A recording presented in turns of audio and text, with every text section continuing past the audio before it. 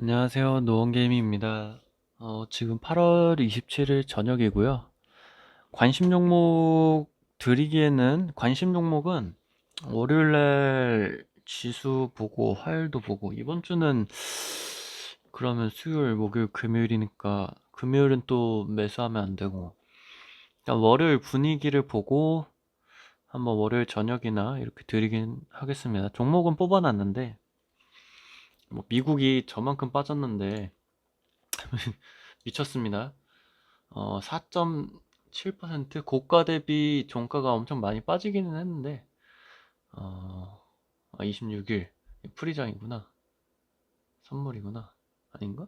제가 잘 볼 줄 몰라서 4.5% 빠졌습니다.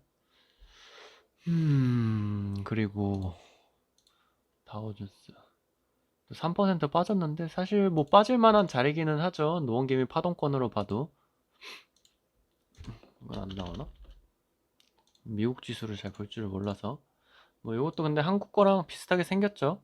빠질 자리기는 합니다. 이것도 보면은 이렇게 N자 파동 하나 둘 서희 나오고 여기 장기 이평선 맞아주고 내려오는 건데 제가 뭐 이렇게 생긴 거라고 말씀드렸죠. 뭐 엘리어트 3파는 뭐 이게 3파만한 크기로 나온 건 아닌데 어쨌든 여기 앞에 보면은 여기가 박스권 구간 정도 여기 금방 최금방으로 하면은 이 정도로 나올 것 같고 이 정도 여기 저점 요 앞에 라인 지켜주고 반등은 한 거긴 한데 음, 여기 앞에 여기를 잘 지켜주기는 했네요. 그래서 조금 더 봐야 될 것 같고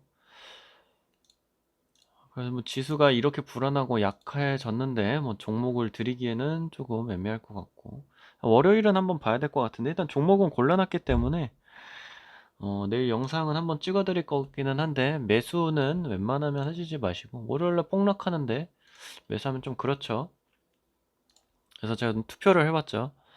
혹시나 해서 설문조사를 해봤습니다. 금요일날 제가 분명히 금요일날 제가 오전까지만 하고 잭슨홀 미팅도 있고 하니까 종목 같은 것도 잘 안 드리고 기본 장전 뉴스가 있었지만 공유도 안 드렸다고 했잖아요. 시세 연속적으로 안 나올 것 같다고 했고 시황적으로도 어, 금요일이라고 잭슨홀 미팅이 예상돼 있기 때문에 불확실성의 베팅을 금지라고 제가 말씀드렸어요. 그래서 원래 기존에 있던 것들만 하고 매매는 신규주는 거의 언급은 안 드렸는데 지금 17분이 투표를 하셨으니까 한 5.5%가 한 명이겠죠.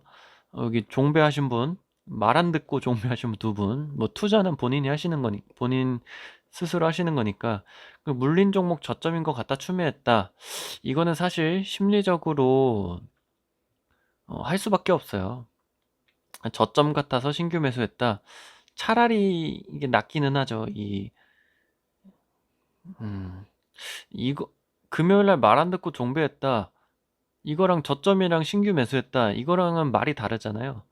저점인 것 같아서 신규 매수한 게 종배 금방에 하면 뭐, 하여튼, 제가 이거 투표를 그냥 급하게 만든 거라서 나는 가치 투자자라 후회 없다. 이것도 사실 맞습니다. 그러니까 자기 본인에 맞춰서 하는 거고 종목 고르는 것도 투자 매수 타점을 고르는 것도 본인 스스로 하는 거고 자기 뜻대로 하는 겁니다. 뭐 이게 다 잘못됐다는 건 아니고 어느 정도로 매수를 하셨는지를 한번 궁금해서 한번 해본 거고 종배하신 분이 그 미국장이 떨어졌다고 한국장이 떨어지는 보장도 없고요.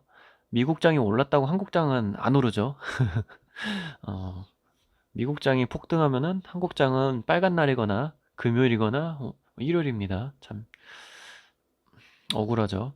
근데 사실 금요일 날은 제가 웬만하면은 매매는 하지 말라고 말씀드리는 거고 가치 투자자라서 매수한 거 후회 없다. 이거 좋은 거죠. 뭐 이거 가치 투자를 하셨는데 뭐 어떡합니까? 틀린 건 아닙니다. 지수가 저렇게 폭락할 것도 몰랐고 잭슨홀 미팅에서 저렇게 뭐 매파적으로 나올 거는 예상을 했지만 매파적인 거는 안 좋은 거죠. 비둘기파 매파. 비둘기는 평화를 상징하죠. 매는 이제 나쁜 쪽으로 해석을 하는 건데 일단 뉴스를 한번 같이 보면은 물가 안정 실패하면 더 큰 고통 올 듯. 빨간 걸로 해야지. 인플레 46번 언급한 파월 의장. 이거 어디 증권사 했더라? 키움에서 했었나? 이거 진짜 웃깁니다. 무슨 인플레이션 46번 언급, 8분 만에 46번 했다는 건가? 8분 50초 연설에서 인플레이션은 46번을 말하며 고강도 긴축을 시사해 금리 인하를 예상하던 시장의 기대에 찬물을 끼얹었다. 코미디입니다, 코미디. 46번, 아니, 인플레이션 뭐 잡혔다, 이런 식으로 얘기해도 숫자만 셀 겁니까? 인플레이션이 뭐 잡혀간다, 안 잡혀간다, 이런 식으로 기사를 써줘야지, 무슨. 하락했으니까 이런 기사를 껴맞추게 한 거죠. 속상합니다. 근데 이게 그냥 기사분, 뭐 경제부 기사분이시면은, 걱정되시는 마음에 뭐 자기 매수 물린 종목이 있으면 그런 식으로 쓸 수는 있는데, 이게 증권사 리포트에서도 이런 식으로 썼더라고요. 두 군데 정도 제가 봤거든요. 그리고 이게 경제정책 심포지엄, 잭슨홀 미팅. 잭슨홀이 그냥 그홀 이름입니다. 잭슨홀. 와이오밍주에 있는 미국. 1300 단어 분량 8분 50초에서 인플레이션이라는 단어를 46번 언급했다. 참. 중앙은행은 낮고 안전적인 물가 상승률을 지킬 책임을 져야 한다면서, 당연하죠. 중앙은행이 원래 독립된 기구입니다. 그래서 제가 바이든이 파월 의장 중앙은행의 금리 인상, 뭐 중간 투표 앞두고 이렇게 하는 것 자체가 웃기죠. 독립적인 기관이고 나라에서 개입하면 안 됩니다. 물가 안정을 지켜야 한다는 우리의 의무에는 조건이 없다. 당연한 소리죠. 금리 인상이 가계와 기업의 고통을 가져오겠지만 인플레이션 둔화를 위해 불행한 비용이다. 하지만 물가 안정에 실패한다면 더 큰 고통에 휩싸이게 될 것이다. 뭐 당연한 얘기를 하죠. 더 큰 고통을 위해서 감수해라. 불행한 비용이 들지만 감수해라. 금리 인상은 어쩔 수 없다. 고통을 오겠지만 어쩔 수 없다. 인플레이션을 제때 잡지 못하는 바람에 연준의 의장이 고금리 정책을 초래했다고 지적했다. 뭐 지금은 고금리 정책으로 인플레이션을 잡고 있으니까 뭐 인플레이션을 잡지 못해서 고금리를 초래했다. 그러니까 반대로 지금 하고 있다는 거. 고금리를 하면은 인플레이션은 잡힐 거다. 뭐 이렇게 얘기를 했죠. 당시 폴커 의장이 인플레이션 둔화시키기 위해 경제를 침체를 빠뜨렸다. 그러니까 고금리 정책을 하니까 경제 침체가 왔다. 이런 식으로 얘기를 하는 거죠. 근데 이거를 지지율이 떨어지니까 바이든이 못하게 했던 거죠. 금리 정책 대회에선 직접적으로 말하지 않은 상연속 자이언트 스텝을 단행할 가능성을 열어뒀다. 진짜 웃기죠. 그래놓고 자이언트 스텝 안 하고 0.5bp 인상한다고 하면은 시장은 떡상합니다. 0.5bp를 인상하는데 말이죠. 조기 완화하면 안 된다. 강력히 경고한다면 조기 금리를 인하할 거라는 시장의 기대를 꺾었다. 이것 때문에 하락한 거예요. 기대를 꺾어서 선반영. 근데 웃긴 게 이미 금리도 많이 오르고 경기는 코로나 때부터 계속 침체였는데 이제는 고금리 정책, 긴축 정책으로 핑계를 대고 있습니다. 그래서 뭐 지수를 보면은 당연히 빠질 만한 위치였고 코스피 코스닥도 똑같죠. 이미 빠졌어요. 이 친구들은 한국 코스닥은 미국 비해서 빠졌고 반등하다가 월요일날 요 정도 빠질 한 2%? 쌍바닥 내고 나갈 수도 있고 여기서 이렇게 잠깐 빼고 올라갈 수도 있고 요거를 확인해야 되기 때문에 어디까지 빠질지 모르잖아요. 이만큼 빠지긴 힘들지 않을까 싶기는 한데, 그래서 제가 월요일 일단 종목은 이거 올려드려야 되나 말아야 되나 싶네요. 일단 올려드리는 게 맞겠죠? 근데 어차피 기존에 드렸던 종목들이랑 거의 비슷하거든요.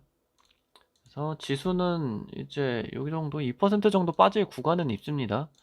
코스피 같은 경우에도 2%, 2.3, 3% 정도 빠질 자리는 보이는데 봐야지 알겠죠. 그리고 그 외환 달러 인덱스 관련해서 말이 많은데 이거는 중국 대비 원화 가치인데 이 위안의 가치도 엄청 오르고 있어요. 이게 한 달 단위고 13년도부터 우리나라가 중국에 비해서 원화가 강세였던 게 19년도, 18년도 말쯤까지만 하고 떡상 중입니다. 완전 떡상이죠. 20% 정도 원화 가치가 절상된 거죠. 원화 가치가 내려갔다. 그러니까 달러만 문제가 아닙니다. 이건 달러예요. 달러도 보면은 18년도 초반때 19년도 잠깐 꺾였다가 올라가죠. 이것도 박스권 보면은 그리고 이 박스권에 내려왔다가 이만큼 올라갔죠. 그리고 마지막 저점 이렇게 그리면 또 똑같이 나옵니다. 파동 이론. 요거는 아직 박스권 상단 돌파를 해주고 앞에 또 있는데 뭐 이 정도 박스권을 돌파를 해줬어요. 달러도 이렇고. 그러니까 원화 가치 자체가 떨어지는 거예요. 아이고. 유로랑 비교를 해보면은 원화는 그래도 그냥 이렇게 횡보를 해주고 있다. 이 박스권에서. 근데 이 불안하죠. 박스권이 이렇게 타고 있어야 되는데 캠트로스 마냥 위에서 이렇게 올라갈 준비를 해주고 있습니다. 그러면 위에 박스가 여기이기 때문에 여기까지 올라갈 수도 있죠. 유로가 지금 그러니까 유럽연합이 지금 천연가스나 원유 이런 에너지 때문에 엄청 힘든데도 원화 가치가 유로 대비해서도 절상되고 있는 거예요. 너무 가격이 떨어지고 있어요. 엔화. 이야, 일본에 비해서 한국 가치 너무 좋다. 이런 얘기가 많은데 이것도 지금 박스 하단입니다. 상단 대비 박스 하단이고 이것까지 올라가면 진짜 큰일인데 일본은 초기 그 우리나라가 반도체를 팔고 자동차를 팔고 백날 해도 일본은 그 초기 비용을 글로벌적으로 그 개발도상국이나 다른 나라에 투자를 많이 했기 때문에 그 투자 비용으로 해소되는 비용이 우리나라 삼성에서 아무리 반도체를 많이 팔고 현대차가 전기차가 제네시스가 아무리 잘 나와도 일본은 가만히 있어도 돈을 벌고 있습니다. 그러니까 우리나라는 약간 노동자죠. 열심히 일을 하면서 나 삼성에 다녀, 네이버에 다녀, 나 사업해서 올해에 돈을 많이 벌었어. 그러면은 어떻게 되죠? 그 사람들은 내가 살고 있는 집에 월세를 내든 전세를 내던 돈을 냅니다. 기본적으로 내가 소비하고 생활을 하는데 돈을 내고 있죠. 근데 일본은 약간 반대예요. 우리나라보다 훨씬 위에 있어요. 산업 구조 자체가. 그러니까 모든 기업들이 다 망해가죠. 소니나 이런 데가 망해가고 불매운동에서 유니클로도 망해가고 다 망해간다고 해도 글로벌적으로 그 개발도상국이나 그런 쪽에도 돈을 많이 풀고 투자를 이미 해놓은 게 우리나라가 그 성장하기 전에 이미 많이 퍼놨기 때문에 그런 게 회수되는 돈이 훨씬 많아요. 가만히 있어도 돈을 많이 벌고 일본이 고령화 대책을 왜 안 할까요? 그 이미 들어오는 돈들이 많은데 인구가 줄어들면은 개인에게 들어가는 돈은 더 많겠죠. 내가 만약에 100만 원 나라에서 100만 원을 매달 준다 기본소득으로 일본이 주고 있는지는 모릅니다. 그냥 예시를 드는 거예요. 100만 원이고 인구가 1000명이다. 근데 인구가 계속 줄어. 근데 돈은 똑같이 들어와. 인컴은 똑같은데 그러니까 수입은 똑같은데 인구가 500명으로 줄었어. 돈은 똑같이 들어오니까 나라에서 야, 우리나라 망해간다. 뭐라도 해라. 그럼 200만 원씩 주는 거예요. 뭐 돈을 주는지는 모르겠어요. 근데 이런 말도 있습니다. 일본에 20년 전에 태어난 사람들은 물가 상승이라는 걸 겪어본 적이 없다. 물가가 제가 지금 30 초반인데 제가 일본에 자주 놀러도 가고 그랬는데 일본에 제가 대학교 때 그러니까 10년 전이죠. 그때 갔을 때랑 고등학교 때 갔을 때랑 지금 놀러 갔을 때랑 물가가 비슷해요, 진짜. 최저임금도 그때 제가 초등학교, 고등학교 때는 뭐 그때도 최저임금 만 원, 뭐 8천 원, 9천 원 이렇게 거기는 이제 도쿄랑 뭐 이게 최저임금이 다 다르기는 한데 그때도 만 원대였어요. 8천 원대. 근데 지금도 만 원대죠. 물가도 똑같아요. 오히려 그래서 그때는 일본 물가가 되게 비싸고 여행 경비가 많이 들었는데 지금은 약간 동남아 가는 느낌으로 일본으로 여행을 갑니다. 아무튼 그런 게 있고 산업 구조 자체가 달라요. 일본은 약간 건물주 느낌입니다. 우리나라가 열심히 일하고 건물 돈 내고 기본 이제 의식주에 돈을 쓸 때 일본은 그냥 가만히 앉아서 돈이 들어옵니다. 건물 월세가. 그리고 삼성이 주춤한 이게 밑에 뉴스가 먼저인데 삼성이 이제 TSMC, 애플이 TSMC 반도체를 채택했습니다. 맥북에. 뭐 전체적인 거에 품목에 들어가는 건 아니지만 TSMC가 3나노 공정을 이제 양산한다는 게 뭐 네 달인가 다음 달인가 다다음 달인가부터 시작한대요. 그래서 애플이 TSMC를 선정을 했는데 삼성은 원래 세계 최초였어요. 근데도 애플이 TSMC를 채택을 했고 삼성은 지금 대형 고객사가 없어요.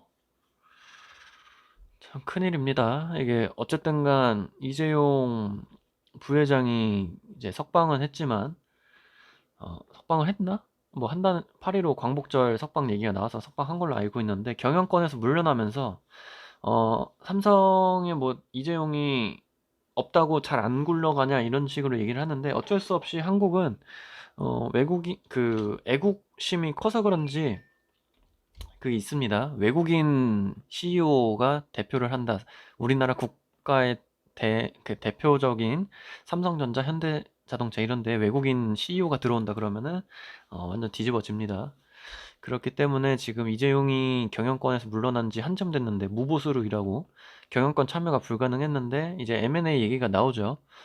그래서 근데 뭐 바이오나 스마트 팩토리나 로봇 관련돼서 새로운 먹을거리는 있지만 반도체 영업이익이 너무 크기 때문에 근데 이게 TSMC가 삼성전자보다 크죠 시가총액이 애플한테도 뺏기고 애플은 이제 아이폰을 만드는 회사기 때문에 삼성을 선정하기는 힘들었겠죠. 근데 OLED는 삼성 거 쓰고 카메라 모듈은 이제 배터리 쓰고 어쨌든 껍데기만 애플이고 소프트웨어만 이제 애플 건데 어쨌든 TSMC를 선정을 했고 참 국가의 대표적인 회사가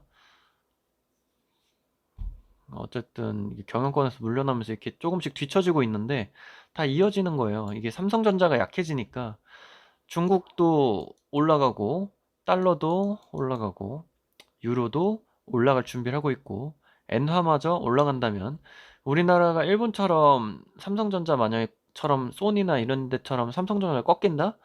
일본이랑 다릅니다. 우리나라는 먹고 살 길이 없어요. 뭐 우리나라가 에너지를 수출하는 나라도 아니고 조선업 진짜 하나 남게 생겼는데